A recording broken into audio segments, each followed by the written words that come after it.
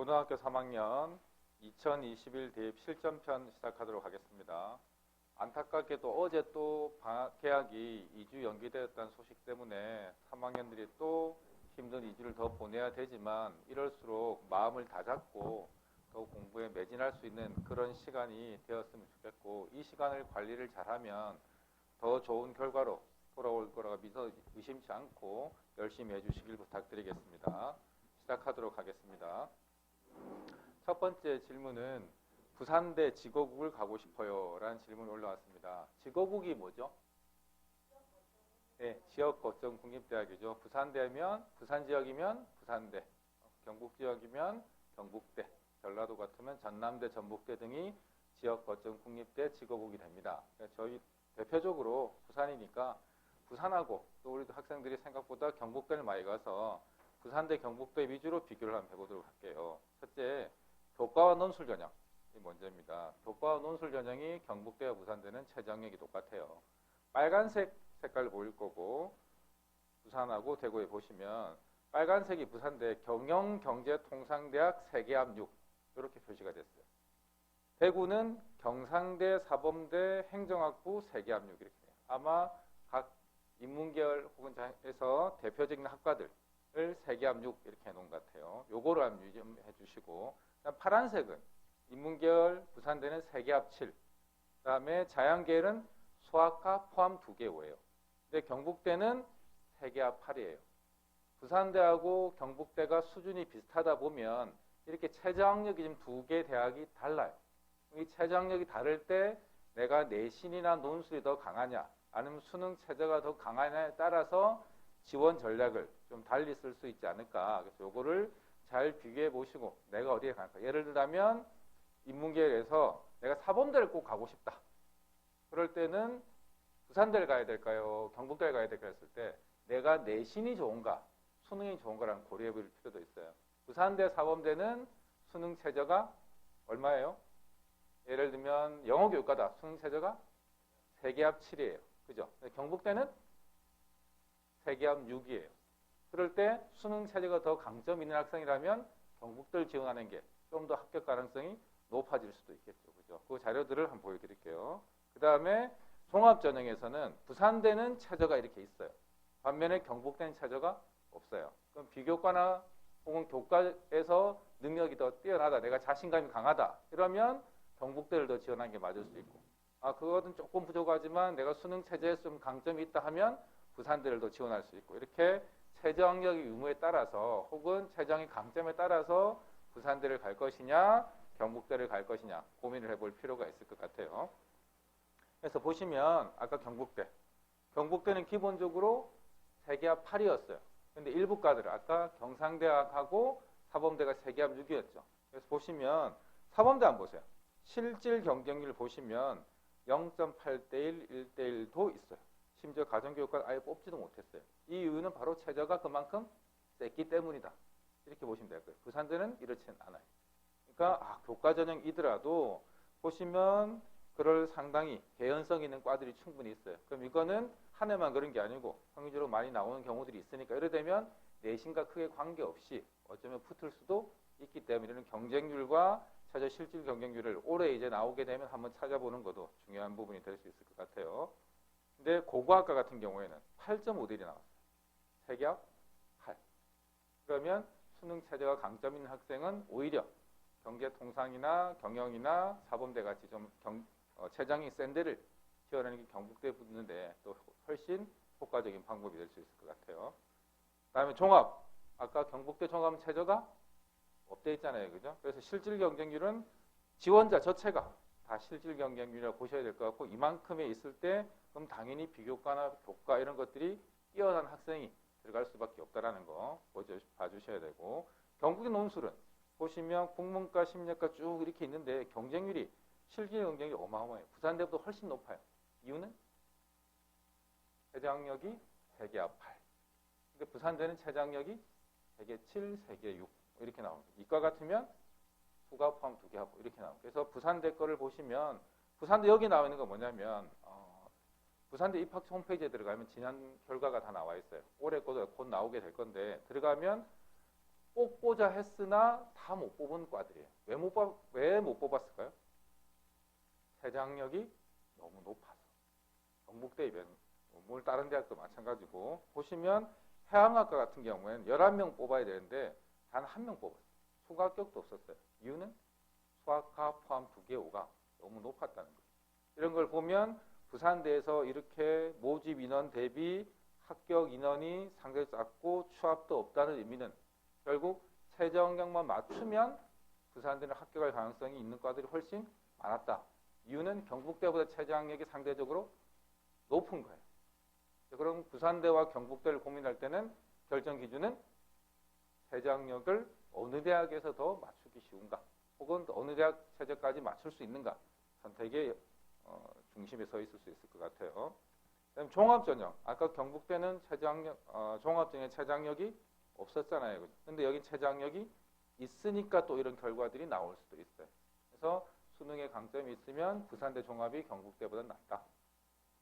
부산대 논술. 아까 경북대는 논술의 실질 경쟁이 상당히 높았어요. 그죠? 근데 부산대도 좋은 과들, 뭐 기계공학과나 경영학과나 이런 데가 펑크날 가능성은 없겠지만 부산대에서 많은 학과들이 최저학력에 의해서 경쟁률을, 그래서 실질 경쟁률을 다 못 채우는 경우, 그래서 추가 이월되는 경우들이 생기는 경우들이 많이 있기 때문에 그러니까 충분히 고려한다면 부산대 가려면 수능 체제를 맞추는 게 무엇보다 중요하구나 라는 거. 그래서 부산대와 경북대를 구분해 줘도 될 것 같아요. 이런 자료들은 부산대 입학처 혹은 경북대 입학처 가서 찾아보시면 지난 입시 자료조회 하면 나와요. 그리고 이게 아마 이 자료는 올해 3월 말 되면 작년도 자료가 탑재가 될 겁니다. 지금 제가 보여드리는 이런 자료들은 작년 자료가 아니고 재작년 자료겠죠. 아직 나오지 않았으니까 그걸 염두에 두시고 봐줘야 될 겁니다. 그래서 여기 2019학년도 돼 있고 작년 자료는 2020학년도라 되어 있을 거고 여러분들은 2021학년도 입시가 되겠죠. 부산 지역 대학을 가고 싶어요. 부산 지역에는 뭐 부산대만 있는 건 아닐 거니까요, 그죠? 부산 지역 대학을 가고 싶으면 어떻게 할 건가?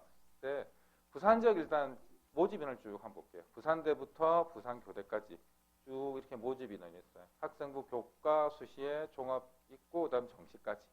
교과도 많이 뽑고 정시도 뽑고 수능에도 이렇게 많이 뽑아요. 이렇게 뽑을 때 다음 자료를 제가 한번 보여드릴게요. 요거는 작년도 실제 부산에서 모집했던 인원들이에요. 수시 모집 인원이 이렇게 있었고 정시가 이렇게 있었어요.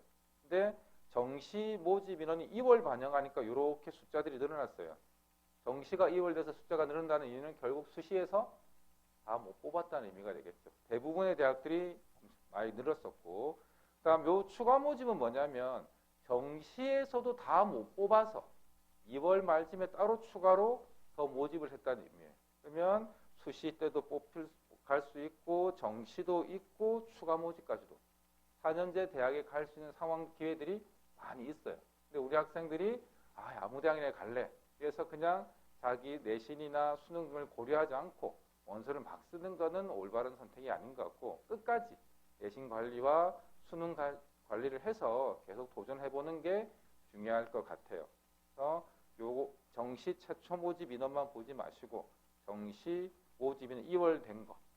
수시 때 아까 부산대도 못 뽑는 인원들이 있었어요. 그죠? 그런 것들이 넘어와서 정시 인원이 크게 는다는 거. 그래서 아마 단일 모집 전형에서는 정시 모집 인원이 대부분 많은 대학들은 제일 큰 대학들도 있어요. 그것까지도 충분히 고려해 보시면 될 것 같아요.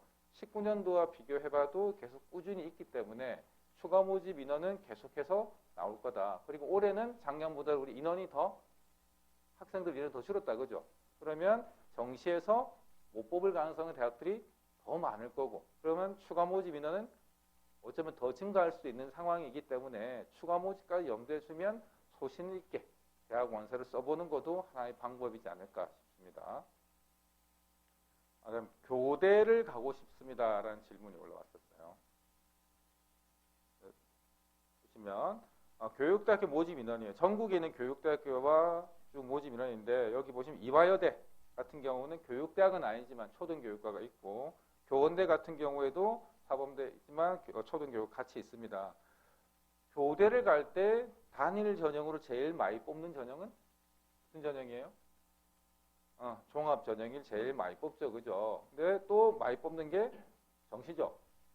교과전형은 의외로 작게 뽑아요. 그래서 내신 성적만 좋다고 초등학교 선생님 되는 교대를 가기가 쉬운 게 아니고 종합과 정시를 같이 노려야 되는데 이걸 제가 다른 거 하나 보여드릴게요. 정시는 그리고 꼭 기억하셔야 될 거. 정시는 모두 나군입니다. 오로지 이화여대만 제외해놓고 교대는 초등학교 선생님이고 교대들은 좀 지역에 있는 학생들을 선호하는 경향이 강해요. 그래서 수시 뽑을 때 면접도 보통 거의 비슷한 날에 보고 그다음에 정시도 전부 나군에 있어서 여러 군데 교대를 합격하기가 그리 쉽지는 않을 수도 있습니다. 지역대학 교대를 좀 많이 유념해 보시고 보시면 이걸 한번 봐주세요. 2018년, 19년, 20년도에 2월 인원이에요. 2월이 375, 391, 410명이에요. 수시 때 뽑으려고 했는데 다 못 뽑아서 그 인원들을 정시로 넘긴 인원이에요. 그러면 375, 391, 410인데 다시 앞으로 돌아가서 1755명이에요. 앞에 작년 것 인원 하면 400명까지 늘어난다면 2100명이 될 거고 수시는 오히려 1800명이죠. 그러면 수시가 1800, 정시가 2100명이 돼서 오히려 정시로 교대 인원을 더 많이 뽑는다고 되니까 수능 공부를 열심히 하면 교대 갈 수 있는 확률성이 그만큼 더 높아질 수도 있기 때문에 교대를 준비한 학생들은 꼭 수능까지도 염두에 두는 공부를 해야 될 필요가 있습니다. 수시 경쟁률 보시면 모든 대학이 전년도보다 계속 낮아지고 있어요. 이 이유는 여러 가지 있겠지만 아마 임용고시 합격률을 관계가 있을 것 같아요. 학력 인구가 준다는 의미는 결국 교사의 수요가 그만큼 줄어든다는 의미고 교사를 많이 안 뽑으니까 임용고시 TO가 줄어들 수밖에 없을 거고 그러면 선생을 안 뽑으니까 학생들은 교대를 갈 이유가 줄어드는 경우가 수시 때 경쟁률이 많이 줄어들고 있다는 거. 그 다음에 정시입니다. 2021 교육 정시 전형 방법이에요. 보시면 보통은 국어, 수학, 영어, 탐구가 1대 1대 1대 1의 반영 비율을 가진 대학이 많지만 아닌 대학들도 여전히 존재합니다. 그 다음에 100분위를 보는 대학도 있고 표준 점수를 보는 대학도 있어요. 100분위라는 건 수능에서 내가 몇 퍼센트를 차지하는가 이거겠죠. 표준 점수로 나오는 거 아실 거고 이런 게 있고 대구 교대 같은 특이하게 국어, 수학의 반영 비율이 높고 영어, 탐구가 조금 낮아요. 이런 것들을 고려해서 내가 어디에 더 강점이 있는가를 보시고 살펴보고 그 다음에 내가 학생부가 조금 안 좋다 하시는 학생들은 여기 보시면 경인교대, 공주교대, 서울교대 이런 데는 또 내신을 아예 반영을 하지 않습니다. 그래서 내신이 좀 안 좋다 이러면 또 지원해야 될 대학들도 달라질 수도 있겠죠. 그런 걸 충분히 염두에 두시고 선생님 수능 공부를 계속 하라는 이유는 뭐냐면 교대 같은 경우에는 정시에서 어쩌면 가기가 더 쉬울 수도 있어요. 아까 수시 때 평균 경쟁률이 6대 1 정도 됐죠. 정시의 평균 경쟁률은 2018년 3.69에서 2.40, 2.09예요. 보시면 제주대 17.22, 이화여대 27.50 이것 때문에 경쟁이 사실 높아진 거고 여기도 마찬가지였지만 대부분의 교대들은 지금 경쟁률이 1점대 후반이에요.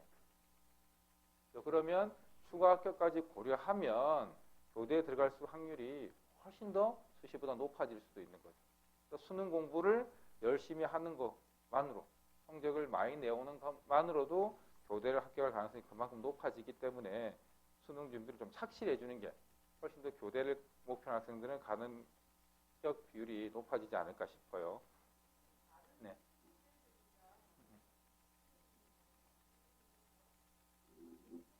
그러니까 제주교대 말씀하시는 건가요? 이화여대는 아까 말씀드렸지만 가군에 있어요. 나머지 군 전부 나군에 있는데. 그러니까 교대를 꼭 가고 싶은 학생들은 나군 한 개 쓰고 이화여대 가군 써야 되죠. 그 다음에 19년도에 제주대학교 초등교육 아이들 높았던 이유는 이때 유일하게 다군에 있었어요. 근데 2020년부터 나군에 왔는데 학생들이 아직 잘 몰랐던 학생도 있는가 봐요. 그래서 높았지만 이제 알았으니까 경쟁률은 좀 많이 올해는 좀 떨어지지 않을까 싶은데 이화여대 같은 경우에만 가군에 있기 때문에 상대적으로 높은 그런 경쟁률을 보인다고 보시면 될 것 같아요. 아까 말씀드렸지만 모든 교대들은 이화여대 빼고 다 무슨 군에 있다고요? 나군에 있기 때문에 그런 걸 염두에 두시고 보시면 되겠습니다. 그래서 이게 부산시 교육청에서는 부산시 교육청 진학지원단 선생님들하고 배치 참고표라는 걸 짜요. 그러니까 정시 때 이 정도 점수면 어느 정도 지원 가능합니다라고 놓는데 저희들이 환산점으로 363%. 그러니까 100분위로 하면 363이면 단순 합으로 하면 90, 90, 90, 90 정도 되겠죠. 그죠? 91 정도 가까이 되겠네요. 그 정도면 안 합격하겠나? 지원할 수 있지 않겠나? 합격을 보장하는 숫자는 절대 아닙니다. 이렇게 보통 저희들이 잡는데 보시면 요걸 이제 부산교육대학교 우리가 지역에 있는 교육대니까 보면 수시 때는 주로 초등교직 적성자 있고 지역인재가 있어요. 제가 아까 나중에 지역인재를 따로 설명하겠지만 초등교직 적성자는 전국에 있는 모든 학생들이 다 지원을 할 수 있어요. 반면에 지역인재 전형은 오로지 어디만? 부산, 울산, 경남 지역 학생들만 지원을 합니다. 그래서 내신 성적은 상대적으로 조금 더 좋아 보이지만 충분히 지역인재 합격 가능성이 높고 이거를 결과론적으로 보시면 이래요.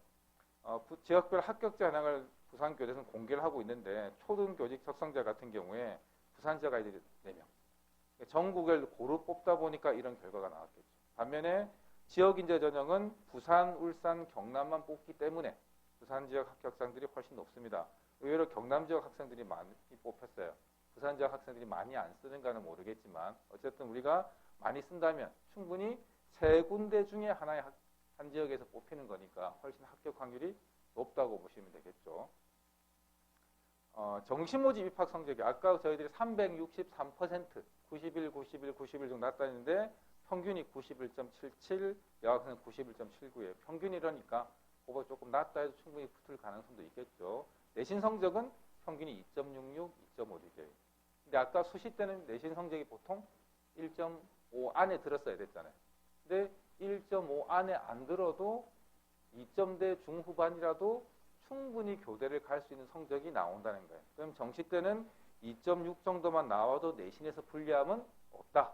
대신 수능 이 정도만 맞아주면 충분히 합격 가능하다. 이렇게 되니까 내신이 조금 약하지만 수능이 강점이 낮은데 꼭 교대를 가고 싶다면 정시까지 충분히 염두에 두는 전략을 짜는 게 중요할 것 같습니다.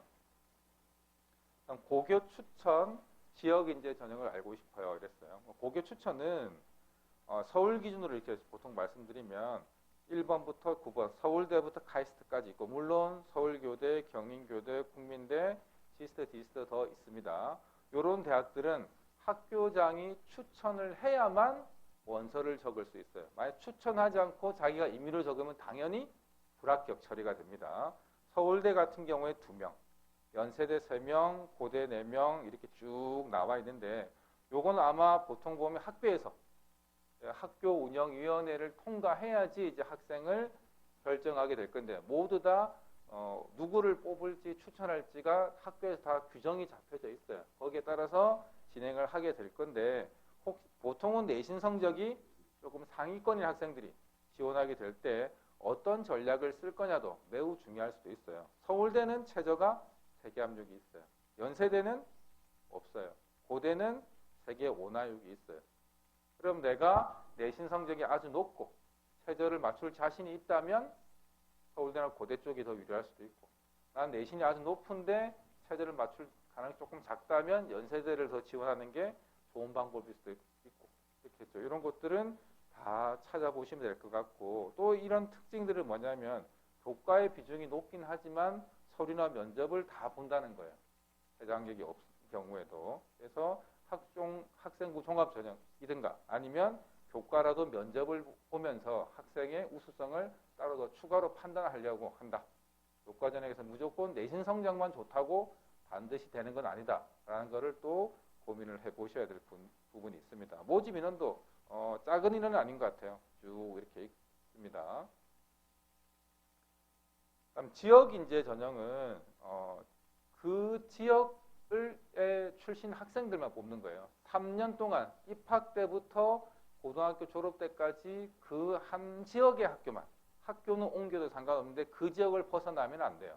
보통 충청, 호남, 대구, 경북, 부산, 울산, 경남, 강원, 제주권이에요. 예를 들면 우리는 부산에 있으니까 부산, 울산, 경남에 있는 대학을 지원할 수가 있어요. 우리가 경북대를 지역인재 전형으로 지원을 할 수가 없겠죠. 만약에 원서를 쓰시면 불합격 처리가 돼버려요. 그래서 주의하셔야 되고 우리는 부산, 울산, 경남권 대학들만 지원할 수 있다. 거꾸로 하면 다른 지역 학생들, 수도권 출신 학생들이 지역인재 전형에서 부산, 울산, 경남에 있는 부산대 지역인 전형을 쓸 수가 없다는 거죠. 그 지역 학생들끼리만 경쟁한다는 거고, 동아대 같은 경우에 지역 균형 인재 1단계 8배수로 뽑는 아마 의대 같아요. 교과 성적 100%인데 이건 전부 지역에서만 뽑는다. 이렇게 보시면 될 것 같고, 그래서 부산대 같은 경우에는 교과 전형에도 지역인재 전형이 있어요. 그다음에 학생부 종합 전형에도 지역인재 전형이 있어요. 그래서 교과로도 지역을 쓸 수 있고 종합으로 쓸 수 있다는 거. 뽑는 인원도 208명, 49명 이렇게 해서 충분히 지원해볼 노려볼만 하다. 우리 지역 학생들만 쓰기 때문이다. 보시면 되고, 그래서 교과 전형은 지역 인재든 일반 교과든 최저학력은 똑같아요. 부산대 같은 경우에. 그다음 학생부 종합 전형도 교과 전형과 일반 학종과 지역 인재 최저는 똑같습니다. 다음 사관학교 육사에서 공사국관사와 경찰대학은 어떻게 가나요? 이런데 남학생뿐만 아니라 여학생도 요즘 관심사가 매우 높은 상황입니다. 일단 기본적으로 사관학교들은 올해 며칠 전에 이제 요강을 올렸거든요. 사관학교 홈페이지에 가시면 이렇게 2021학년도 모집 요강이 이제 탑재가 이제 됐습니다. 며칠 전에 올라왔고 요약을 해보니까 이렇더라고요. 육사에서 공사국관사고 오늘 날짜로 경찰대가 아직 요강이 안 올라와서 이제 정확하게 이제 말씀을 드리기는 어려운데 모집 정원이 육사는 330명, 남학생 290명, 여학생 40명에 남자 50%, 문과 50% 이과, 여학생은 6대 4, 수시 196명이고 정시 116명, 60대 35, 특별전형 5% 이렇게 되어 있고요. 추천이 있어요. 육사는 총 5명까지 학교에서 추천을 할 수가 있어요. 재학생 3명, 졸업생 2명. 작년에는 2명, 1명이었는데 올해부터 3명, 2명으로 늘었더라고요. 그래서 육사 지원할 학생들은 추천을 받으면 어떤 장점이 있냐면 여기 보시면 학교장 추천 전형도 쓸 수 있고 적성 우수도 되고 정시까지 3번이 되는 거예요. 만약 학교장 추천을 못 받으면 적성 우수와 정시만 됩니다. 그래서 꼭 가능하면 학교장 추천을 받고 쓰시는 게 훨씬 유리하기 때문에 좋고, 1차 배수는 남학생 5배수, 여학생 8배수예요. 5배수 뽑고 8배수 뽑는, 이렇게 많이 뽑는 이유가 뭐냐면 1차 합격하고도 면접이나 신청원서 받으러 안 오는 학생이 상당히 좀 많은 것 같아요. 아마 시험장 분위기를 확인하려고 오는지 모르겠지만, 그래서 여기 보시면 계열별로 남자 150번, 여자 80번까지 추가 합격 번호를 줘요. 물론 이 번호를 받았다고 다 추가 1차 합격이 되는 건 아니지만 또 이게 엄청난 숫자예요. 보시면 남학생 같은 경우 290명 뽑는데 계열번이니까 300명이니까 1배수를 더 붙는다는 말이겠죠. 여학생 같은 경우에는 계열별로 각각 이게 40명인데 파니까 160명이니까 무려 4배수를 더 붙는다는 말이니까 요거 안에 1차 통과가 최초에 됐다면 면접이나 신체 검사에서 큰 무리를 하지 않는다면 충분히 최종 합격까지 이어질 수도 있는 분위기고, 학교장 추천은 1차 점수를 안 봅니다.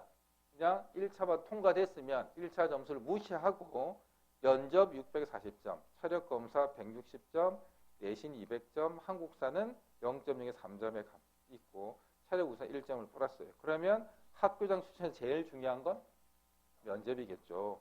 그 다음에 적성우수에는 1차 300점을 부여를 합니다. 그 다음에 면접 500점, 체력검정, 그 다음에 한국사 능력시험 이렇게 들어갑니다. 그럼 상대적으로 적성은 1차 점수가 중요할 거고요. 반면에 정시는 1차 50점, 면접 200점인데 수능이 600점이에요. 수능이 우수한 사람은 정시에서 합격이 될 가능성이 좀 높겠죠. 학생부는 이렇게 반영을 합니다. 회사 같은 경우에는 작년 같은 경우 회사가 육사 회사 공사 중에 경쟁률이 제일 낮았어요. 혹시 왜 그런지 아시나요?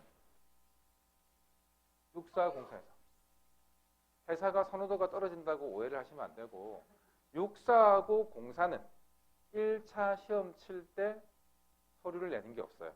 그냥 응시 시험 치러 가서 바로 시험만 치면 1차 합격이 돼요. 근데 회사는 시험 치기 전에 반드시 자기소개서 같은 서류를 내야 돼요. 그러면 시험 치러 가기가 까다롭죠. 그래서 경쟁률이 낮아 보이는 거예요. 실질 경쟁률이 낮다라고 생각하시면 안 되죠. 그만큼 해사는 허수가 작은 거일 뿐이에요.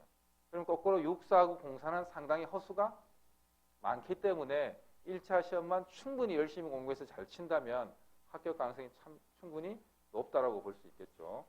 육사, 공사, 국간사는 다 1차 합격자에 대해서 서류를 내도록 하고 있습니다.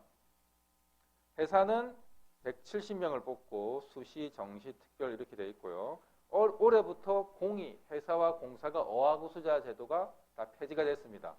그거는 유념하시고 1차 배수가 남자 4배수, 여자 8배수. 참고로 육사, 회사, 공사, 공이다 시험 문제는 동일합니다. 그다음 일반 선발은 1차 40%, 체력 검정 10%, 면접 40% 이렇게 들어가고요. 학생부 10% 추가했고 한국사 5점, 체력 검정 3점의 가점이 있습니다. 그다음에 한국사 점수에 이래 있고요. 우선 선발 같은 경우에는 학교장 추천 역시 있습니다. 추천 인원 여기 보면 2명 돼 있고요. 그다음에 우선 선발은 일반 우선 있습니다. 정시 수능 500점, 학생부 100점에서 역시 수능 점수가 더 중요합니다. 공사는 모집 정원이 215명이고 이렇게 되어 있습니다. 어학우수 역시 폐지가 되었고요. 남자 입문자인 각각 4배수, 여자 작년에 16배수였는데 올해는 6배수 줄었다는 건 그럼 여학생의 이탈률이 좀 많이 줄어들었다는 이야기하고도 같겠죠. 일반 선발은 1차 400점 40%, 논술, 체력검정, 면접. 논술이 있는데 일반 대학 같은 그런 논술은 아니에요. 국가가 있는 것은 논술이 되겠고 학생부 10%, 한국사 능력검정 2% 이렇게 있고요. 특이한 점이 작년에는 공사가 정시 선발이 없었어요. 수능을 반영하는 입시 전형이 없었는데 올해부터 다시 수능 500점에서 정시 선발이 생겼습니다. 요거 유념해서 끝까지 가면 수능을 잘 치면 또 역전의 기회가 충분히 있다라고 보시면 되겠고 국간사도 모집 인원이 늘어서 90명이 됐고요. 여기는 여학생이 더 많이 뽑고 남학생이 조금 더 작은 편이죠. 1차, 2차 합격자 추천 인원이 여기는 국간사는 다른 대학하고 다르게 1차 합격자를 대상으로 추천을 합니다. 그래서 1학차 합격을 하고 학교에 추천을 받으면 그만큼 합격 가능성이 훨씬 더 높아진다고 볼 수 있겠죠. 다른 대학들은 추천을 시험 치기 전에 추천을 하지만 국간사는 다르게 1차 합격자를 대상으로 추천을 받기 때문에 1차를 합격을 했다면 반드시 학교에 가서 추천을 해줄 수 있는지 물어보고 추천을 받는 게 훨씬 합격에 유리하다고 보시면 되겠습니다. 추천 인원 여기 보시면 2명 학교당입니다. 그래서 정시까지도 있다는 거 나머지는 크게 차이가 없이 대동소이하다고 보시면 되겠네요. 의대를 가고 싶어요. 지금 의대를 가고 싶다면 의대가 워낙 입시가 방대하고 복잡하고 모든 학생이 다 가고 싶어하는 데이기 때문에 지금 의대를 어떻게 갈 수 있다. 이렇게 말씀드리기 어렵고 이 정도 가이드라인을 가지고 준비를 해나가면 안 좋겠나. 이 정도 선만 참고로 이해를 해주시면 될 것 같아요. 일단 의예과 전형연구원 모집 인원이에요. 수시 1809명이고 정시 1113명이고 교과, 종합, 논술, 정시가 이렇게 있을 때 제일 많이 뽑는 전형은 단일 전형은 정시가 제일 많이 뽑죠. 그 다음에 종합, 교과고 논술이 의외로 참 작아요. 그래서 의대 갈 학생들이 일부 대학 제외하고는 논술로 가기가 그렇게 쉽지는 않을 수 있다. 그러면 의대 갈 거면 일단 기본적으로 내신이 상당히 좋아야 되겠죠. 그다음에 비교과도 높아야 되고 수능도 상당히 좋아야 되는 이런 상황이 발생할 수밖에 없습니다. 그래서 전국에서 조금 우리 학교 공부 좀 한다 하는 학교에 지원할 수밖에 없는 상황이죠. 그 다음에 이거는 추가 모집. 아까 정시에서 다 못 뽑았을 때 추가 모집 한다 했잖아요. 추가 모집이 의대도 있어요. 다 못 뽑아서. 이렇게 다 못 뽑는 거는 이유가 뭐예요? 지원을 안 해서가 아니고 여러 군데 복수한 학생들이 이동하다 보면 맨 마지막에서 이동을 못하고 남는 데들이 이렇게 생길 수가 있어서 이렇게 의대가 가끔 나올 수 있어요. 근데 경쟁률이 심한 데가 한 300대 1까지도 넘어가는 경우가 있어요. 왜냐하면 추가 모집은 지원 횟수의 제한이 없어요. 모든 대학들이 그렇기 때문에 그런 상황이 발생합니다. 서울지역은 주로 뽑을 때 정시 빼고 학생부 종합으로 이렇게 많이 뽑죠. 논술로 뽑는 데가 이렇게 표시가 되어 있어요. 서울지역은 학종과 논술이구나. 부산지역은 주로 교과 전형이구나. 종합 일부 있는 상황이고요. 이렇게 그래서 기억하실 때 서울 지역 의대 가려면 종합과 논술, 부산 지역 의대 가려면 주로 교과 거기다가 종합, 이렇게 생각을 하시면 될 것 같고, 이거는 2019 대학 전형별 지원 경영 합격 현황인데 상위권 이제 자연계열 학생이 있을 때 인제대 지역인재, 동아대 지역균형인재, 부산대 학생 지역 이렇게 썼어요. 지역인재 전형은 부산, 울산, 경남 아이들만 쓴다 했잖아요. 근데 내신 이렇게 좋은 아이들이 여길 썼대요. 무슨 이유로 인제대, 동아대, 부산대를 이렇게 좋은 내신 아이들이 썼을까요? 여기가 바로 지역인재 의예과인 거예요. 보시면 합격 확률이 지원 비율이 3.9, 3.7, 3.6 비슷하죠. 그러면 그 최상위권 아이들이 거의 비슷하게 썼다는 말인데 합격 확률은 엄청나게 차이가 났어요. 이유는 이 당시에 지역인재, 인제대는 최저가 없었어요. 여긴 최저가 부산대보다 약했어요. 이런 차이가 있었죠. 근데 올해는 입시가 판도가 완전히 바뀌었어요. 부산대는 최저가 똑같습니다. 근데 인제대가 원래 자기 추천이고 최저가 없던 게 교과 100%로 바뀌면서 최저가 이렇게 생겼어요. 부산대하고 비슷하지만 과탐을 2개냐 1개냐 차이니까 부산대가 최저가 더 세다고 보시면 되고 동아대가 30명 이렇게. 요게 지역인재예요. 만약에 제가 의대를 쓴다면 꼭 의사가 되고 싶다면 지역인재로 부산대, 동아대, 인제대 먼저 쓰고 그 다음에 나머지 3개는 조금 더 고민해보면서 자유롭게 써볼 것 같아요.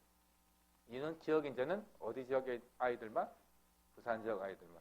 저희들이 그냥 통계를 한번 내보니까 부산 지역에서 부산대 의대 최저 충족가 인원이 재학생 기준으로 100명이 안 됐어요. 충분히 그러니까 근데 지역인재가 45명이었으니까 재학생 기준 하면 최저 경쟁률이 2대1도 안 될 수도 있었죠. 물론 경남 지역과 울산 지역 아이들이 쓰고 있지만 그런 아이 또 부산대를 안 썼을 수도 있으니까 충분히 최저를 맞춘다면 경쟁률, 실질 경쟁률은 매우 낮을 수도 있기 때문에 혹시나 의대를 생각하는 학생들은 부산 지역 지역인재를 먼저 고민해 볼 필요가 있을 것 같습니다. 고려대, 지난 시간에 제가 고려대 설명했었는데 요거는 간단하게 보시면 학교 추천 1, 추천 2에서 의과대학들 제가 빨간 줄로 표시했어요. 추천 받아서 1차만 통과하게 되면 최종 실질 경쟁률이 0.88 1대1 이 정도였어요. 올해는 이제 학교 추천으로 통합이 됐는데 작년 같은 경우에는 학교 추천 1은 교과 전형, 학교 추천 2는 학생부 종합 전형. 02, 1, 2 합해서 학교에서 아까 몇 프로? 추천 전형 4%까지. 200명이면 8명까지였겠죠. 작년 같은 경우에 전국에 한 9천여 명 정도가 썼더라고요. 의대 같으면 추천 1에서 16명 뽑는데 58명이 있어가 3.63대1이었어요. 그러면 최저학력 경쟁률이 실제로 하면은 10명 떨어졌겠죠. 1차에서. 그러면 10명 안에 만들고 48명 안에만 들었다면 내가 합격 확률이 최저만 맞췄다면 100% 넘어갔던 거죠. 그 다음에 추천 2에서도 32명에 381명, 이 5배수였거든요.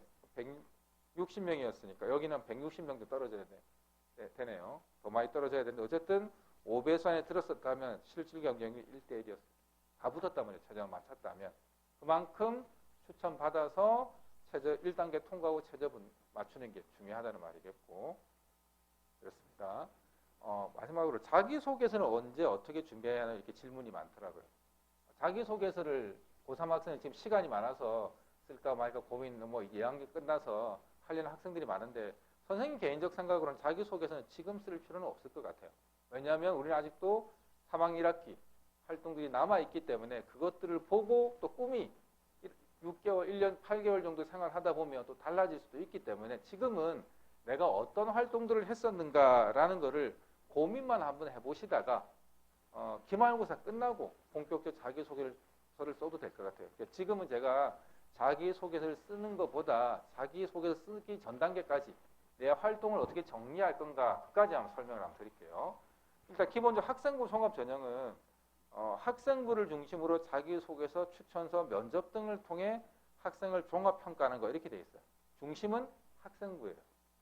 학교 생활 기록부가 잘 되어 있는 학생이 뽑는 게 학생부 전형이지 자기소개서, 추천서가 잘 돼 있다고 뽑히는 게 아니에요. 자기소개서는 보조자료이지 주자료가 아니기 때문에 너무 이 자기 소개서를 쓴다고 내신 공부도 소홀히 하고 수능도 소홀히 할 필요는 전혀 없을 것 같아요. 학교 생활에 충실하다는 걸 스스로 입증할 수 있는 학생을 선발하고자 한다는데 생활기록부는 내가 입증을 못해요. 누가 쓰시죠? 선생님이 쓰시니까. 선생님의 언어로 나를 관찰한 거예요. 그러면 제가 어떤 사람이에요, 제가 어떤 아이예요 말할 수 있는 게 바로 자기소개서겠죠. 그래서 그런 것들을 내가 학교 생활에 충실했다는 걸 말하는 게 자기소개서다라고 생각을 해주시고, 마지막으로 학업 역량을 종합적으로 평가한단 말이 있어요.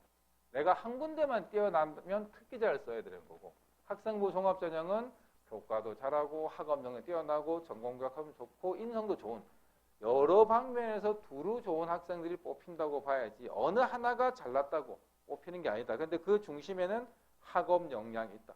공부 잘하는 게 최고다. 근데 공부 잘하는 게 교과 내신이 무조건 좋다고 공부 잘하는 게 아니죠.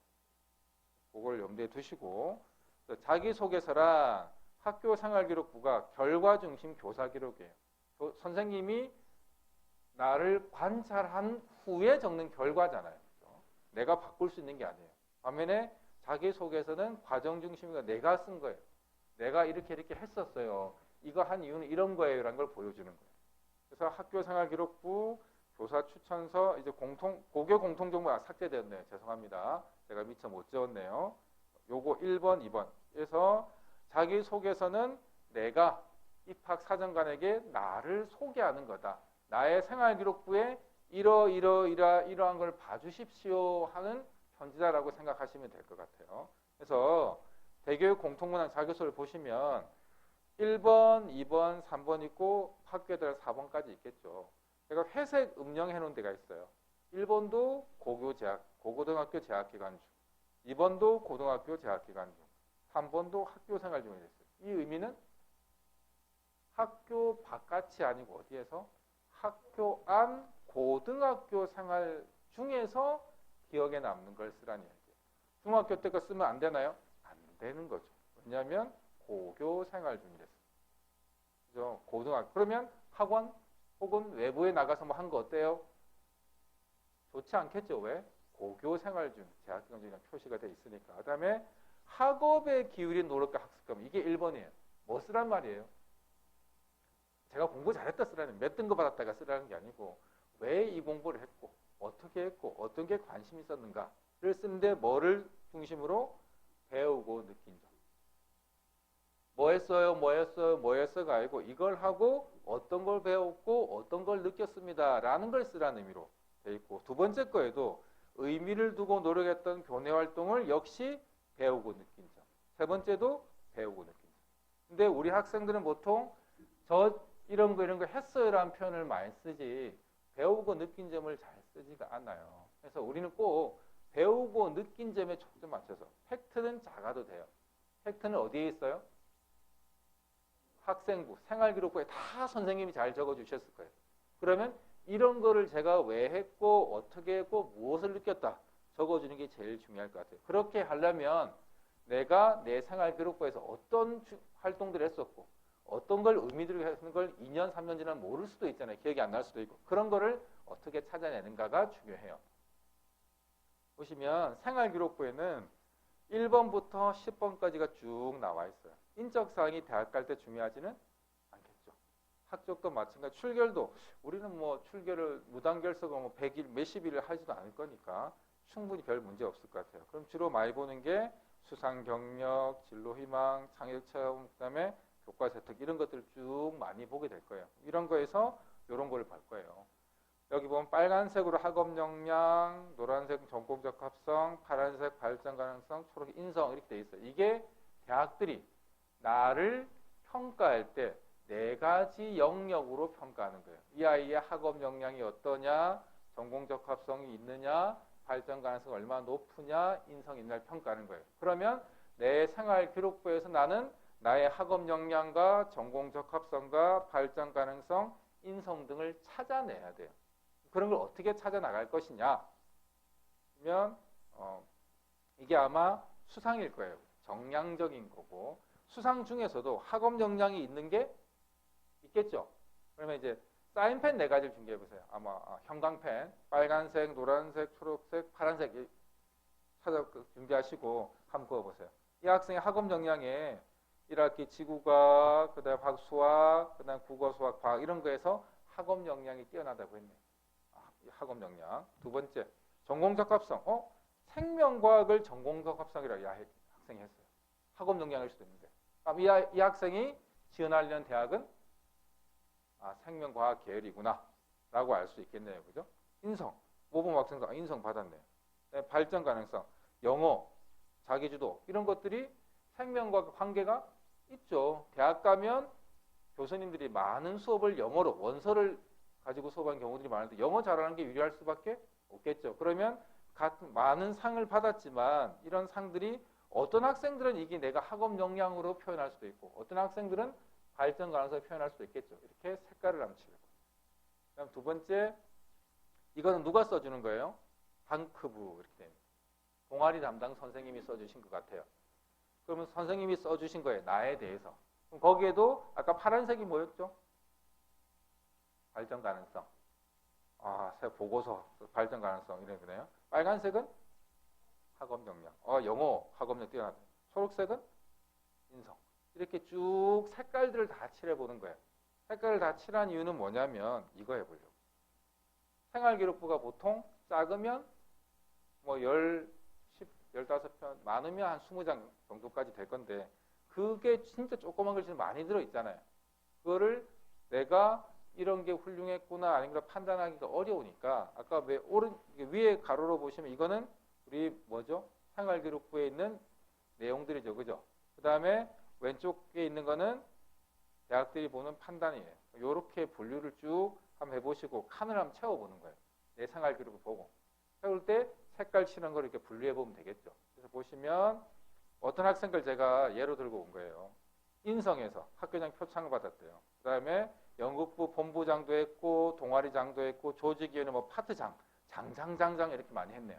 그럼 이 학생은 인성에서 뭘 드러내고 싶은 것 같아요. 리더십을 드러내려고 하는구나.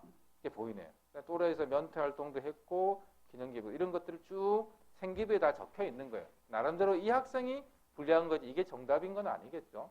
그 다음에 발전 가능성. 언론 동아리 기사도 작성했고 영화 프로그램 했고 뭐 많이 한 것 같은데 이런 것들이 내 대학 진로 가는데 큰 관계는 없지만 나의 장점을 드러낼 수 있구나 이런 건 아마 발전 가능성에 넣었을 것 같아요. 학업 역량.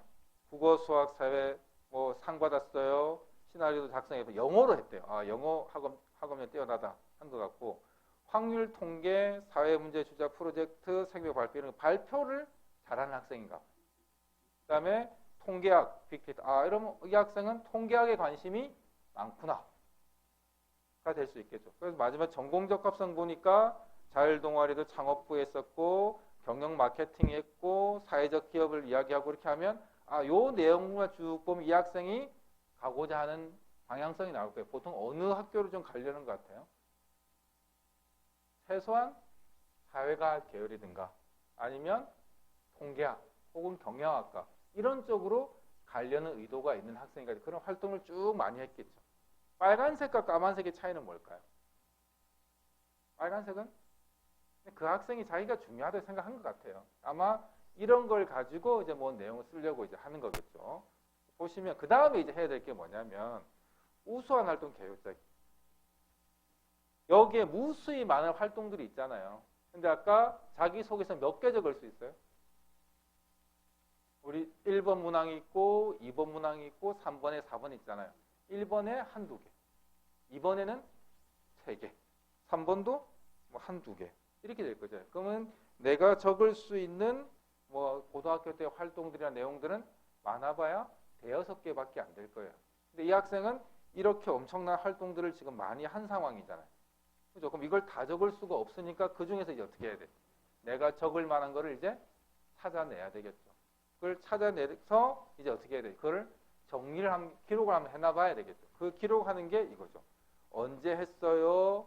어떤 내용 주제? 생활기록부에 이게 명이 있겠죠. 그 다음에 이 활동에서 내가 드러내고 싶은 게 뭔가? 핵심 역량이 뭔가? 학업 역량인지 지적 호기심인지 등등을 또 적으시고 왜 했을까? 어떤 내용을 했을까? 그 다음에 이 활동할 나의 역할은 무엇이었을까? 기억에 남는 일은 뭘까? 어떻게 해결했을까? 배우고 느낀 점은 뭘까? 요거를 쭉 정리를 한번 해보는 거예요. 자기 에피소드 적을 거마다. 그러면 한 대여섯 개 적는다 했으니까 대여섯 개면 다 가지 말고 어떻게 할까요? 몇 개쯤? 한 10개쯤 하죠. 뭐. 그래가지고 자기소개서 하면서 줄여나가 보는 거죠. 이렇게 쭉 해봅니다. 그래서 이 학생을 샘플로 들고 오면 이렇게 했어요. 학기, 2학년 1학기 언제? 그 다음에 사회문화 주제학습 프로젝트라는 걸 했네요. 왜 했을까? 뭘 보여주고 싶어? 학업 역량, 지적 호기심, 탐구력, 정보 이런 것들을 보여주고 싶은가 봐요. 왜 했을까? 활동 동기. 사회문화 수행평가로 사회현상을 분석하는 과제를 수행하게 되었는데 평소에 알고 있었던 통계적 기법을 사용해보자 했다. 사회문화 수업하게 되면 사회조사 방법을 하잖아요. 4가지 있는데 질문지, 면접, 참여관찰, 실험법, 또 하나 뭐 있죠? 갑자기 이런 것들을 통해서 사회조사를 할 수 있어요. 이 학생이 그런 조사를 해서 통계 기법을 사용하고 싶었대요. 그래서 몇 년 전 학생이에요. 부산 지역에 인형 뽑기 열풍이 한참 불었던 적이 있어요. 인형 뽑기방 아시잖아요. 돈 천자에 넣고 인형 뽑아가 이렇게 하는 건데 진행할 때 남포동 인형 뽑기 방을 가서 인형 뽑기를 하는 사람들이 왜 하는가를 알고 싶어서 그 보고 보고서를 썼어요. 나의 역할은 인형 뽑기 이용자의 소비를 분석하고자 총 투입 금액과 인형 뽑기 방을 나갈 때의 만족도, 돈을 넣어서 인형을 뽑은 사람들이 얼마나 만족감이 있는가 없는가를 확인해보고 싶은 거였겠죠. 알아보고자 했대요. 그래서 이후 상관계수를 분석하여 투입 금액과 만족도를 상관에 도출하겠다. 통계학적으로 분석해보고 싶었대요. 뭐 전문용어로 양적 연구를 하고 싶었는가 봐요. 그래서 에피소드 예측하기에는 돈을 어떤 예측 결과값이 나오길 기대했겠을까요? 우리는 보통 이런 관찰을 하거나 실험을 한다면 최소 비용으로 1,000원 딱 넣고 큰 인형을 뽑아내면 제일 만족감이 클 거라고 일반적으로 사람들이 생각을 해야 되겠죠. 그래서 이 학생도 그럴 거라 생각했는데 예측했던 결과와는 다르게 만족도와 성공 여부가 크게 일치하지가 않았었대요. 왜 그랬을까? 그래서 이 아이들이 면접도 같이 해봤대요. 면접을 같이 뭘 했냐면 왜 그래요? 라고 물으니까 옆에 남자친구하고 여친 같이 있었던 거예요. 그 시간에 돈 투여하고 같이 있는 그것만으로도 행복했지 인형을 뽑아내고가 안 뽑아내고 중요하지 않았대요. 사회현상은 숫자로만 해결되는 게 아니고 숫자 이외에 다른 질적인 문제도 존재하는구나. 그때 이 학생이 스스로 알았대요. 그래서 보니까 그래서 저한테 와서 물었었거든요. 그게 사회현상에서 질적 연구 방법이다. 2차 조사를 나가 인형 뽑기방 인터뷰해 본 결과 인형 뽑기에 성공한 여부와 관계없이 참여 행위가 어느 정도 만족감을 준다는 걸 알게 되었다. 내 여자친구, 남자친구가 있다면 만족감이 더 커지겠죠. 그런 의미. 느낀 점, 질적인 자료와 함께 통계 자료를 분석해 보았을 때 비로소 통계 자료 이면의 의미를 더욱 잘 이해할 수 있었다. 통계학은 숫자로만 무조건 표현되는 게 아닐 수도 있는 거예요. 숫자 이면에까지 생각하는 게 사회학적 통계학. 통계학과는 두 부류가 있어요. 자연과학적 기반을 둔 통계학과가 있고 인문적 기반을 둔 통계학과가 있어요. 부산대 통계학과는 보통 자연 계열 쪽 통계학과예요. 근데 고려대나 연세대는 보통 인문계열적 통계학과예요. 그래서 대학을 지원할 때도 보통 정시에 지원할 때 부산대는 수가의 과탐을 쳐야 지원할 수 있어요.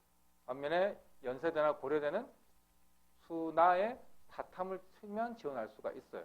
그만큼 그 대학들이 보는 통계 관점이 다를 수도 있다는 거예요. 이거를 이 학생 스스로가 깨달은 거예요. 그걸 자기소개에 쭉 옮겨 적었어요. 나중에 제가 또 자기소개 강의를 하게 되면 이게 어떻게 연결되어서 갔는가를 다 한번 보여주는데 이런 것들을 그대로 만약에 하게 된다면 유사도 검색에 당연히 걸릴 수밖에 없겠죠. 절대 그렇게 하시면 안 되고 이건 이 학생이 그런 느낌을 가졌었구나 로만 이해하고 눈으로만 이해해야 되지 이렇게 적어 나가면 큰일 날 수 있다는 것을 충분히 명심을 해주시고 준비를 해주시면 되고 그래서 지금 이 시기에는 자기소개를 바로 쓰는 게 좋은 자기소개에서 절대 나올 수가 없어요. 기본적으로 내가 고등학교 생활 중에 뭘 했는가를 알아야 되고, 뭘 했는가는 내가 이거 했다고 주장해봐야 아무 의미가 없잖아요. 어떻게 해야 돼요? 생활기록부에 그 내용이 적혀 있어야 되겠죠. 그래서 내 생활기록부를 이제 뽑아보시고, 아마 2학년까지 마감이 됐으니까 학부모 오피스라든가 아니면 담임 선생님한테 부탁드리면 이제 계약하고 나서 뽑아 주실 거니까 그거를 보고 내가 어떤 활동들을 했었구나, 어떤 강점들이 있었구나, 이걸 왜 했었더라를 개념을 뽑아 보시고 그 개념의 설명과 예를 쭉 달아보시고 그 정도까지만 해놓고, 그럼 자기소개는 아까 언제 쓰라고요? 기말고사 끝나고 나서 가능하면 짧게 해야 돼요. 왜냐하면 우리는 뭐도 준비해야 돼요. 면접이 아니고 수능도 준비해야 되잖아요. N수생이라 하죠. 재수생, 삼수생, 사수생들은 내신 공부도 안 해요. 상체 활동도 안 해요. 오로지 뭐만 해요? 수능 공부만 하잖아요. 그래서 이 학생들의 수능 점수가 재학생도 월등히 높아요. 근데 우리는 내신 공부도 해야 되고 상체 활동도 해야 되고 자기소도 써야 되면 공부할 시간이 많이 줄어들 수밖에 없기 때문에 공부할 시간을 제대로 확보하는 게 수능을 잘 칠 수 있는 거예요. 그래서 가급적 자기소개서는 짧게 써야 돼요.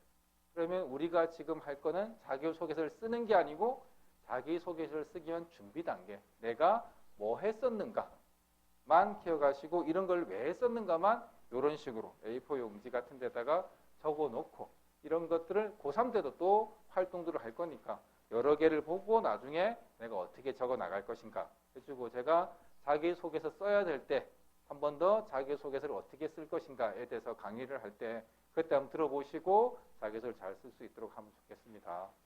이상으로 강의를 마치고 혹시 뭐 질문이 있으면 질문. 네.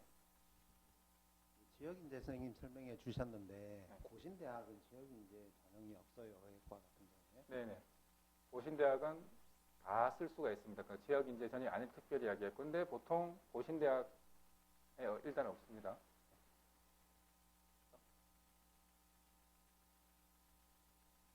고신대학에 지역인재는 있다네요. 제가 착각을 했습니다. 죄송합니다. 실제 처음에 선생님 말씀하실 때 학생 수가 많이 줄어든다는 얘기를 하셨잖아요. 그럼 우리가 부산대나 경북대 홈페이지 가면 결과를 볼 수 있는데 학생 숫자가 많이 줄게 되면 그 성적을 그대로 보고 그냥 지원하기는 좀 어렵잖아요. 그때 성적을 어떻게 봐야 되는지 좀 알려주실 수 있을까요?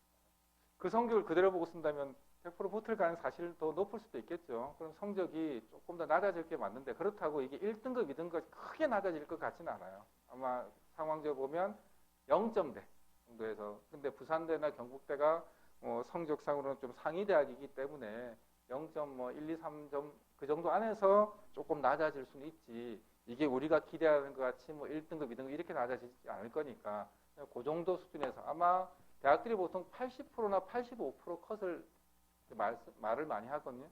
그 정도 쓰면 아마 좀 안정적으로 가능하지 않을까. 이것도 이제 지원 가능하다는 거지, 합격이라는 건 입시 변수는 항상 존재하기 때문에 무조건 이거 쓰면 되는구나 이렇게 생각하고 쓰시면 안 될 것 같아요. 제 딸이 교대에 관심이 많은데 선생님 판단할 때 교대가 학종으로 많이 아까 뽑는 걸로 나오는데 학종이지만 지원 가능한 내신 교과의 어떤 등급, 학생부 교과의 등급이 대충 어느 정도는 되어야 일반계 고등학교에서 지원 가능선이라고 판단하고 지원할 수, 무턱대고 그냥 내신이 3등급, 4등급이라고 해서 지원할 수는 없지 않겠습니까? 아까 제가 생각할 때 어떤 선은 어느 정도일까요? 아까 제가 자료 중에서 아마 보여드렸었던 것 같아요. 그죠? 어디 있었냐면 대학 결과가 있었던 거예요. 부산교대.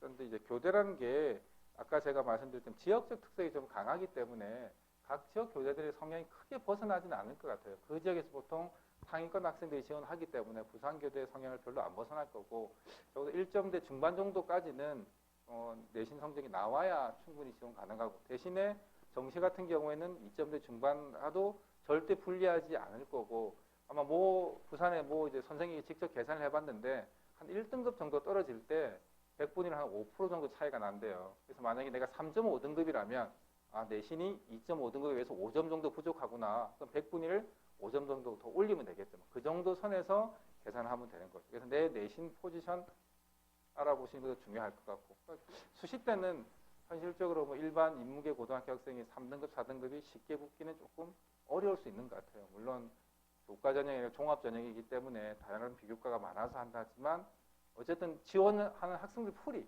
워낙 내신 성적이 좋기 때문에 다른 영역이 엄청나게 뛰어나지 않은 한에는 조금 어려울 수도 있을 것 같아요. 실제 이제 저희 학부모 입장에서 보면 요즘은 이제 대입 정보 포털 어디 가나 이런 데도 정보가 많이 공개되고 홈페이지도 가보면 거의 입시 결과나 이런 거는 다 공개되는 걸 알고 있어요.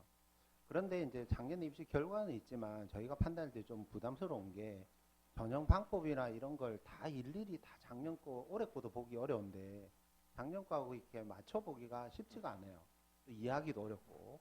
선생님이 생각하실 때 제가 어떨 들을 때는 제일 좀 크게 와닿았던 게 인제대가 만약에 수능 최저가 없다고 의과가 생겼을 때는 작년에 인제대학에서 공개하는 성적과 아마 올해 합격 가능한 성적이 엄청나게 좀 차이가 날 것 같은데 그렇죠. 선생님께서 생각하시는 이렇게 전형 방법의 변화가 큰 대학들이 있으면 몇 개라도 좀 소개를 해주시면 저희가 한번 메모해뒀다가 지원할 때 참고하겠습니다. 인제대, 의대가 일단 제가 의대 준비하면서 제일 많이 눈에 띄었던 것 같고, 그다음에 부산대 학생부 종합 전형이 작년까지는 교과하고 논술하고 체제가 똑같았어요.